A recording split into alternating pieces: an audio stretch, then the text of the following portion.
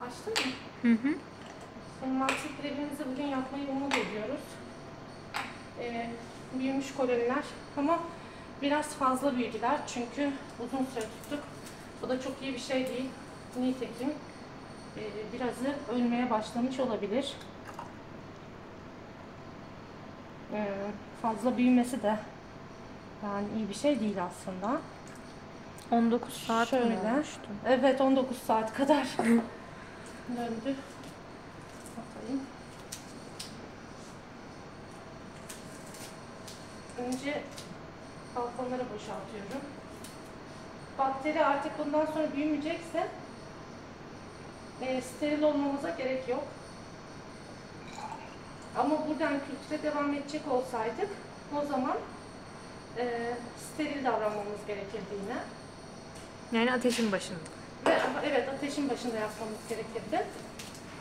Şunlar şöyle otoklavlanacak. Burada bir eşitsizlik söz konusu. O yüzden bunları bir eşitlememiz lazım. Şununla şunu eşitleyeyim. Şununla da şunu eşitleyeyim.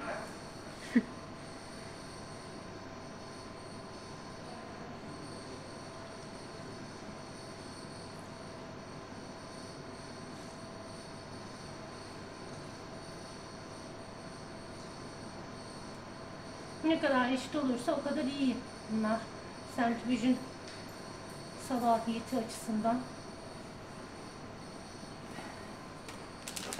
Şimdi bu katı çöpümüz olacak. Bunu ağzını bağlayıp büyük çöpe atacağız. Bunlar da sıvı çöplerimiz ama bakteri için. Sonra hatırlarsanız içindeki wash buffer'lar için falan bakteri şeyiyle karıştırmıyorduk onları. Neden? Çünkü bakterinin üzerine çamaşır suyu dökeceğiz. Çamaşır suyuyla bir reaksiyona falan girmesin diyeydi. Bunları şimdi hepsi aynı olmasına rağmen benim label'lamam lazım. Neden? Çünkü her zaman her şeyi label'larız. Bir de birazdan diğer peletleri de getireceğim. Onlarla karışmasın diye. Diğer peletler dediğim, biz Cuma günü de pelet yapmıştık ama oradan devam etmemiştik çünkü bir tanesinin içine düşmüştü hatırlarsak. O peletleri de ne yaptık? Şeye koyduk. Artı 4'e koyduk. Pelet halinde artı 4'e koyduk. Orada öyle bekler onlar. Bir şey olmaz. Şimdi yine motorumuz değişmiş. Acaba şu an biri mi kullanıyor bunu ya? Çünkü açık. Hay Allah. Neyse. İsim yazmadıkları için yapacak bir şey yok. Vidalar ne tarafa açılıyordu ya? Hah. Saatin ters yönüne açılıyormuş. Bunu hep unutuyoruz. Bu birinin deney plate'i değil bu arada. O denge için konmuş bir şey.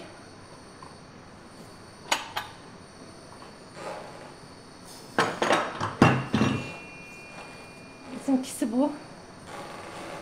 Yavaşça bırakıyorum. Sonra bunu saatin yönüne elimle sıkıştırdıktan sonra bir de bununla sıkıştırıyorum. Bak oturdu şimdi. Demin oturmamış. Yani çok da insanlık dışı bir güç uygulamaya gerek yok da eşitleri karşılıklı koyuyorum. Bunlar da birbirine eşit. Bunları da karşılıklı koyuyorum. Bunun kapağı yoktu. Böyleydi. Kapattım. 1500'de mi çevirdik? 5000'de mi çevirdik en son? 5000 diye. 5000 değil mi?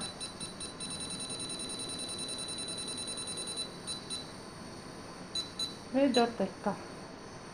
Start. Bekliyoruz başında.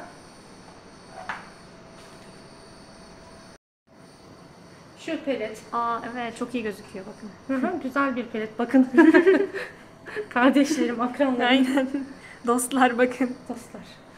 Şimdi 4 tane peletimiz var da biz bunların hepsini bir taneymiş gibi birleştireceğiz. Çünkü neden? Çünkü şu an uğraşmak istemediğim şekilde aslında büyük şişelerimiz var. Böyle 500 falan alan şişelerimiz var. O şişelerle dışarıdaki ultrasentrifüjde çeviriyoruz tek pelet olsun diye ama onunla şey yapamadım şimdi yani o biraz daha uzun bir şey. Bir. İkincisi onun şişelerini otoklava alamamıştık.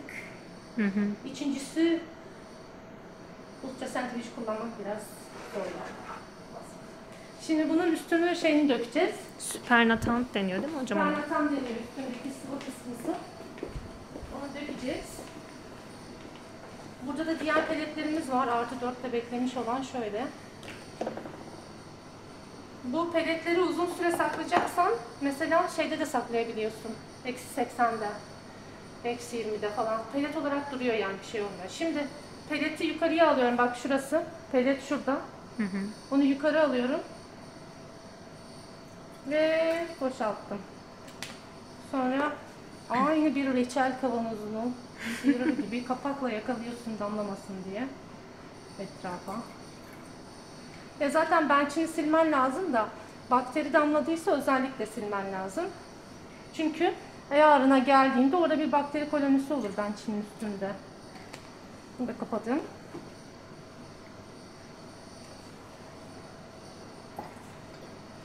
Ve bir sürü peletimiz oldu. Şimdi bunları her şeyin başı temizlik. Acemizi getiriyoruz. Bu çünkü aceli çöp kalkacak ortalıktan. Tekrar söylüyorum. İçinde klonydium tuzları falan var. Başka şeyle karıştırılmaz. Şöyle azıcık koydum.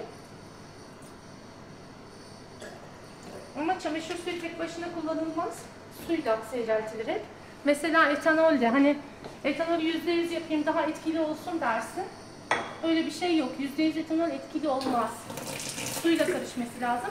Onun için hep %70, %80 yapılır kolonyalardaki gibi. Of nasıl koktu.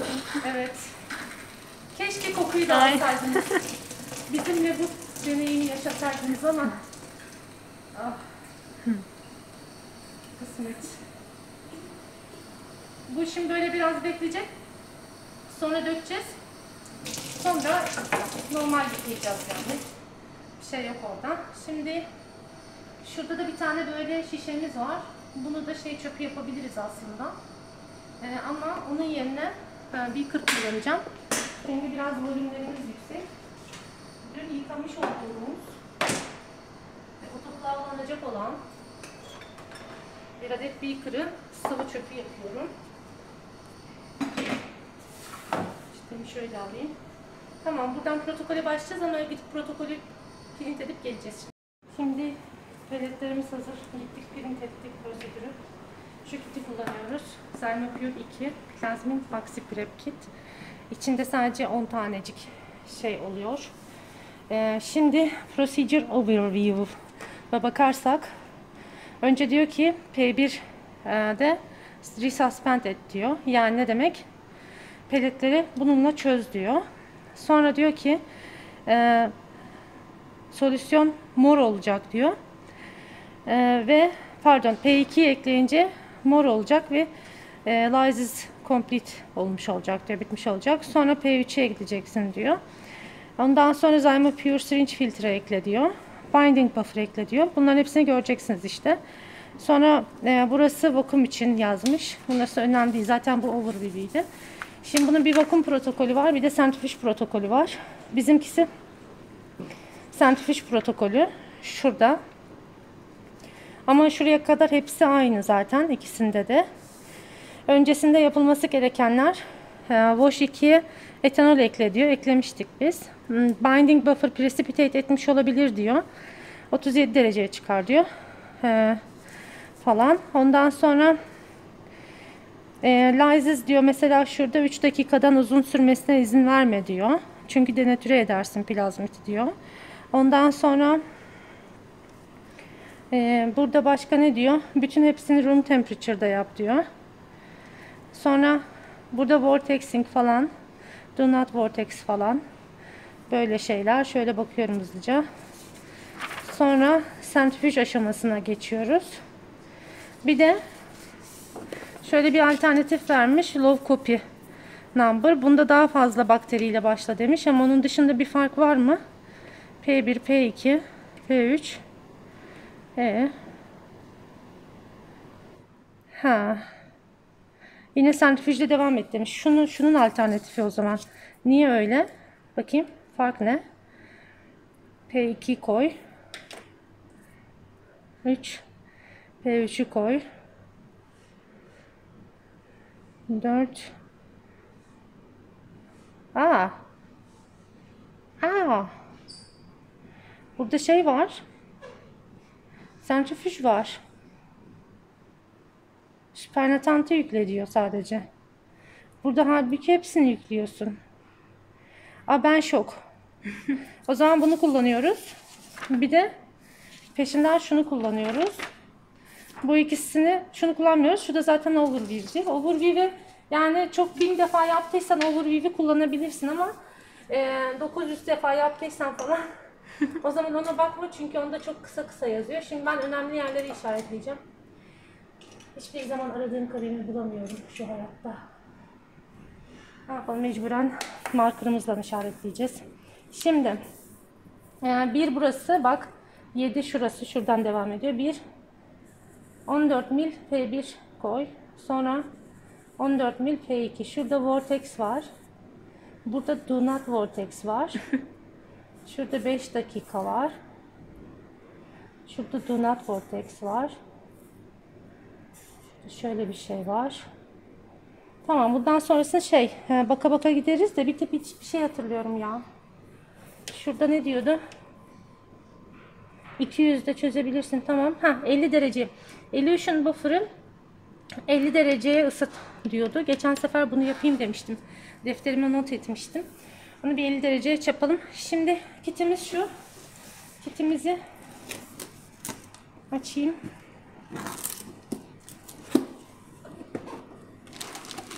İçinde böyle bir şeyler var. Sonra böyle bir şeyler var. Böyle bir şey var. Diğerleri tekrar. Şunlar var. Falan.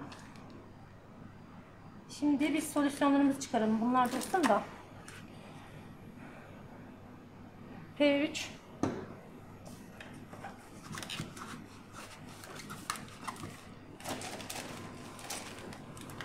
Binding buffer P2 Wash 2 Wash 1 Elution buffer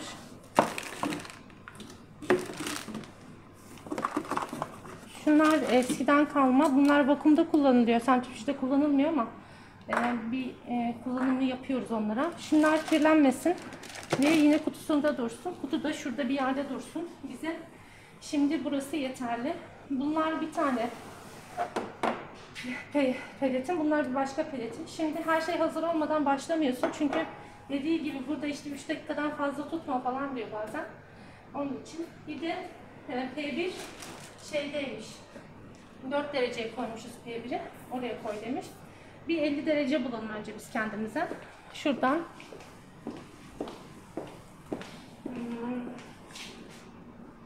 50 dereceye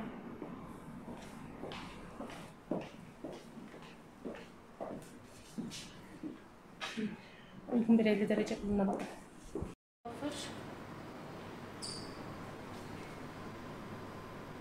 Elution Ayça dedim. Şimdi bunun içine bir kısım Elution buffer koyacağım ki ısıtalım diye. 200 koy demişti şey başına. Ben 300 falan koysam, şu kadar 600 falan da buna koysam yeterli oluyor. Elution.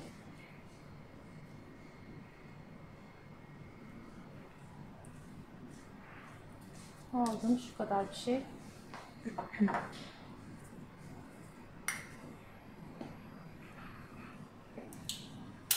Bunu şimdi ısı bloğuna koyacağız gidip. Şimdi bunu 50 derece demiştim.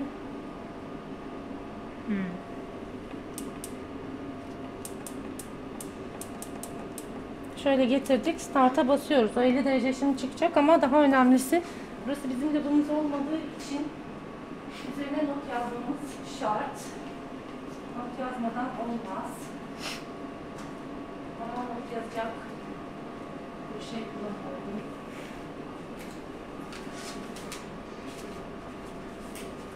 Bazı ilkel yöntemler.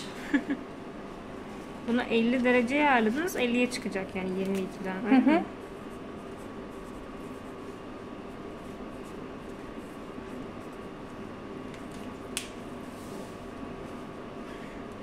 Şöyle notumu bıraktım.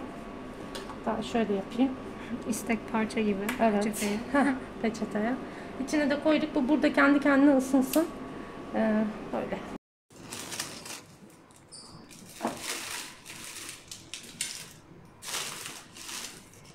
Burada hep yine beşlikler var. Onluk falan yok. Şimdi 14 mililitre P1 demişti. Ondan sonra da Resuspended, sonra da Vortex'e demişti. P2'ye girdikten sonra süre sıkıntımız var. Onun için P1'de biraz uğraşabiliriz açıkçası. Önce şu kapakları bir açayım. Şunların hepsi hatırlarsak aynı şeydi.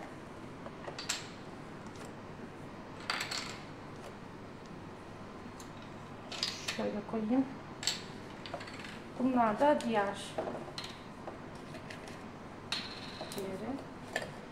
Şimdi 14'ü alıp sadece bir tanesine koyacağım. Sonra sürekli birinden diğerine aktaracağım bunu.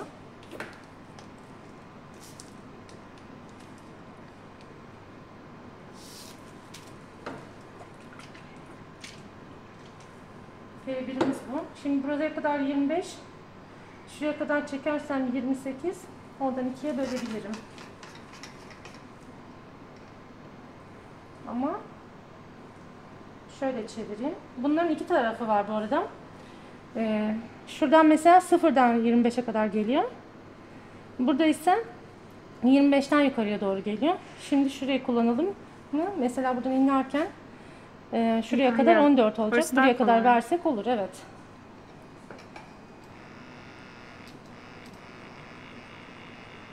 Evet, harika. Şu. Tüpe dokunmadan şuradan veriyorum.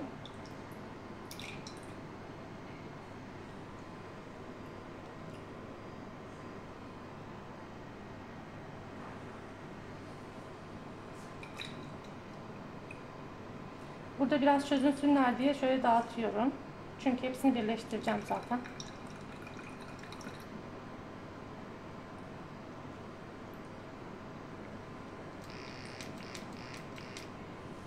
Şimdi şunu güvenli hale getirelim.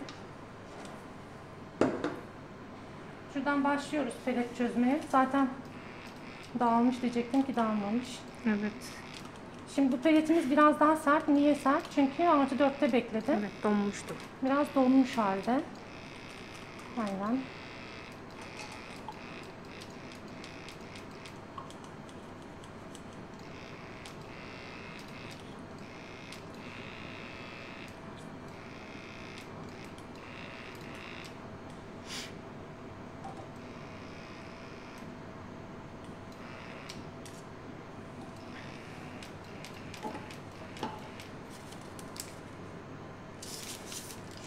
Bununki karıştırmayacağım.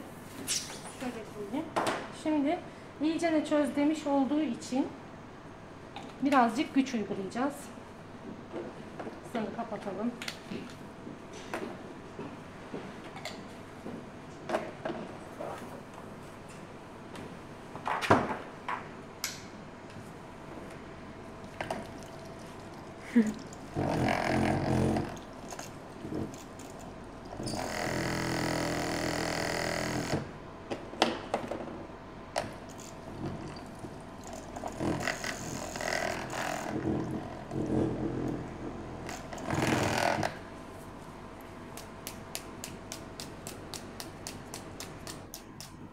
Zorlu pelet çözme anları. Evet.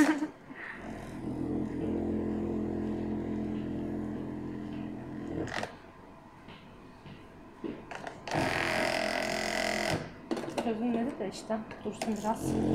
Yani tamamen çözeceğiz, öyle başka bir çaremiz yok onda. çözmemek gibi.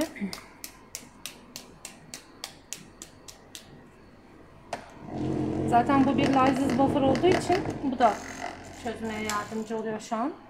Şimdi şunu şey yapayım.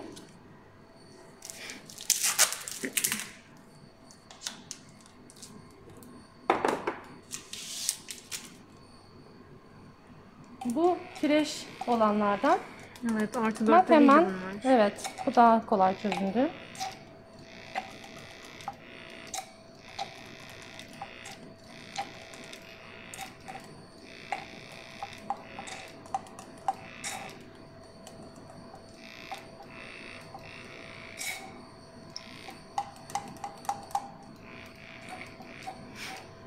Topladım.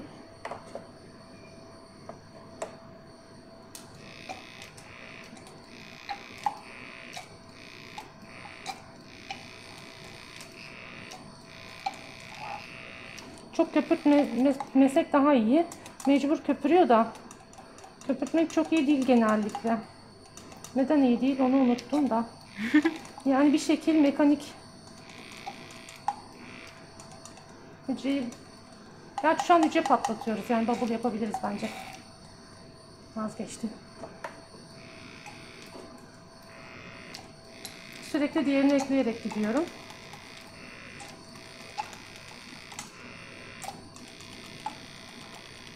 Şu an böyle oluyor ama aslında pelet hala şey duruyor. Yani parça parça duruyor içinde. Onu öyle bırakmayacağız.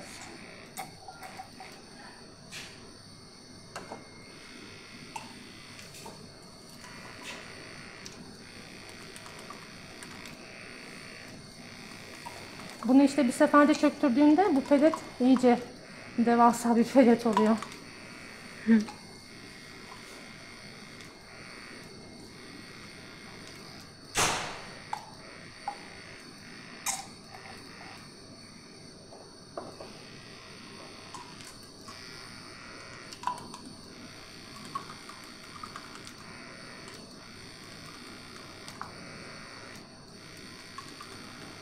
Şimdi mesela peleti çözmüş görünüyoruz ama aslında henüz tamamen çözmedik. Buna güvenmeyeceğiz. Bunun işi tamam. Şimdi karışmasın diye şuraya atayım da.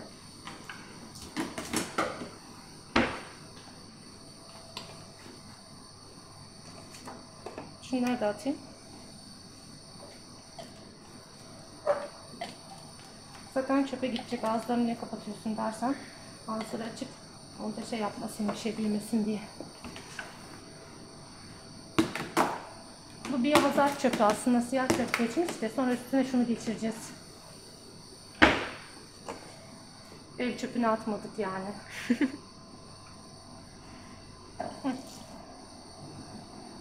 Şimdi bunu güzelce vortexliyoruz.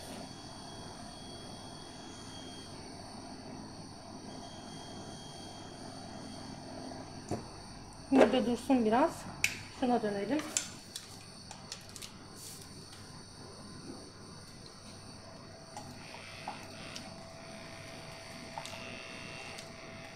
Daha iyi çözüyor. Zaten bu koyduğumuz lysis buffer. Yani bunun kendisi kimyasal olarak da şey yapıyor o sırada. Parçalıyor.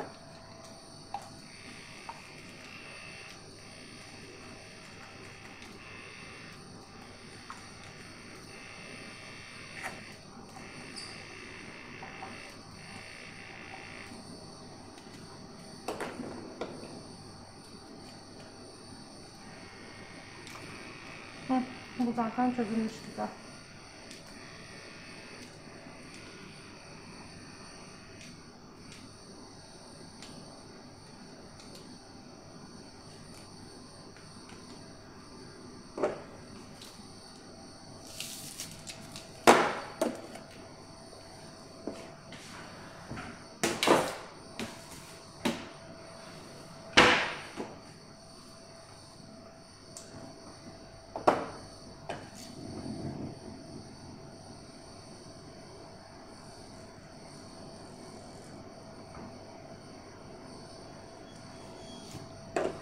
tekrar yapayım. Şimdi kullandığımız bufferları hep ayırıyorum ben. Ki şey olmasın diye, karışmasın diye şuraya koyayım. Bunu kullandık. Ondan sonra şunu hani yanlışlıkla bundan kullanmayalım çünkü 50 dereceye koyduk yani aslında 50 derecedekini kullanacağız.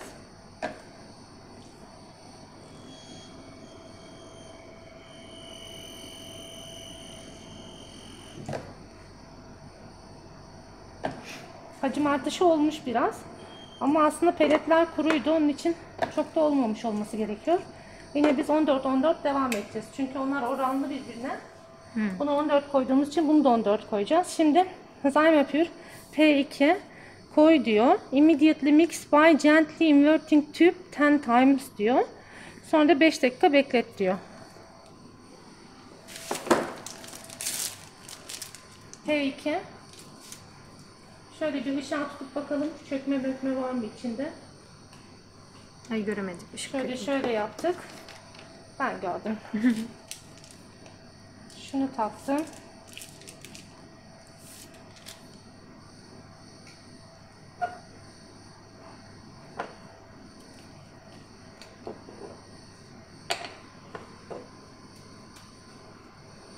Kapakların ayrı renklerde olması iyi oldu çünkü Evet. alt üst yapınca kapaklar da şey olacak, kontamine olacak. 28'e kadar getirdim. P2 mi kontrol ediyorum? Evet, P2. Geldim.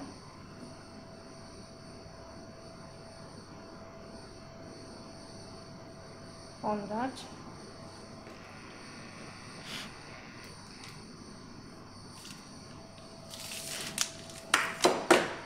Önce bunu kapatıyorum.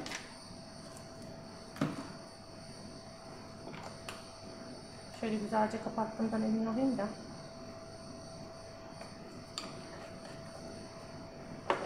On defa diyor. Şu an renk şu. Çok güzel oldu rengi.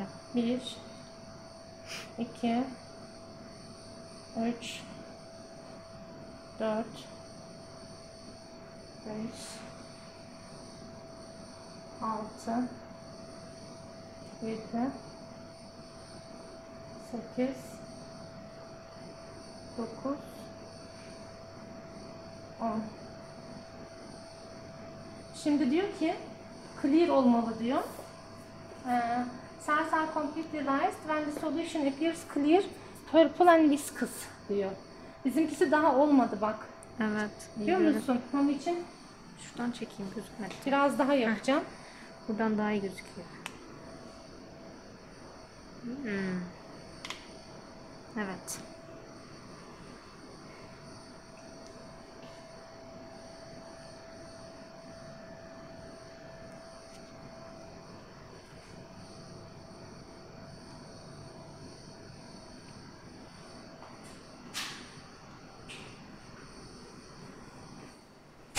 Ha, 5 dakika bekledikten sonra olacak. Tabii canım. Yanlış şey yaptım. Fazla çevirdim. Şu anda 59.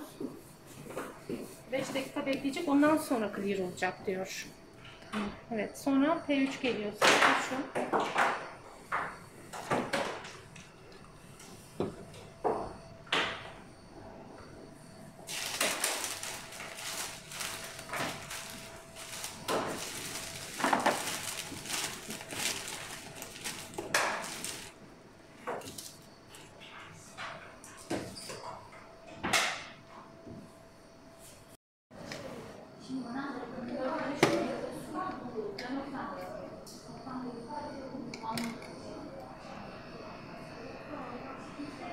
Hocam o clear görüntüyü de gösterelim de yani nasıl bir şey bekliyorlarmış. Gösteremiyoruz çünkü çok clear olmadı. Onun için saklıyoruz bu görüntüyü. Tamam. İzleyicilerimizden gizli tuttuk. Şöyle. Yani çok clear olmadı bence de. Bilmiyorum ki ne yapacağız.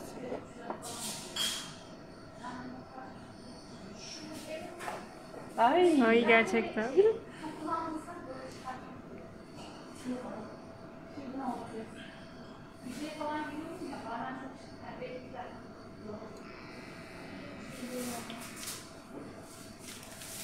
Şimdi diyor ki salla ama vigorously salla diyor. Gently ama böyle torun bir iş yani. O ne demek onu göstereceğim şimdi. Şimdi böyle bir şey şu an.